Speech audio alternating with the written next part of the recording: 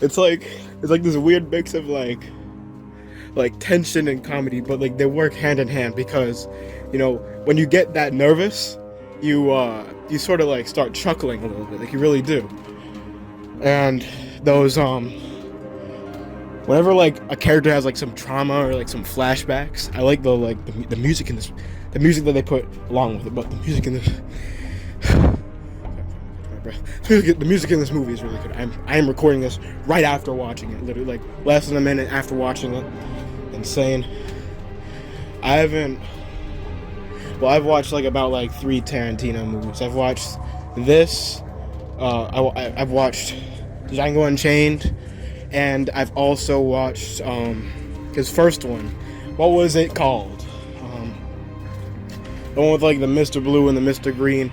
I'll probably put it on screen right now, but yeah, this is the best one I've seen. It's really glorious, but I should say inglorious because they're bastards, and that's another thing about this movie. There's no one's like a super good boy, nice guy, you know. They're all bastards. I feel like the only good man in this movie was probably like that guy at the beginning who was trying, that French guy that Jewish guy, I don't know what he is. It's probably one of those or both at the same time, but is that Jewish that dude who was trying to hide the Jews under the floorboards.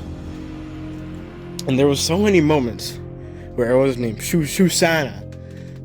There was so many moments where she was it seemed like she was going to die. And yeah, it's insane. And also it kept me at the edge of my seat. And he, like a part that they don't really talk, that many people might not talk about, is how, like, how in real life Hitler died because he like shot himself because he was surrounded by the U.S. armed by the Allies. I mean, he was surrounded by the Allies. But that sort of like, it makes you think, will they fail, and then that's how Hitler will die in years later, or will they succeed? And this is like an alternate history type film. I love that. I love that aspect, and it makes you question it even more. They're using history to their advantage. Insane. Oh, I'm gushing all over this one. I'm leaking. I'm leaking, bro. I'm sweating. Bro, the penis shooting scene. How do they all shoot each other in their dicks? Insane. Insanity, I should say. And how bad this man Brad Pitt, well, not Brad Pitt, that is not Brad Pitt. Let me Google, who was the leader in INGLOURIOUS Bastards? Oh, it was Brad Pitt. Back to those flashback scenes.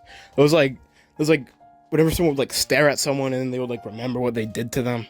Those were that gave this movie that little tang. Like if it was like a drink, we like make me go, makes me go crazy. And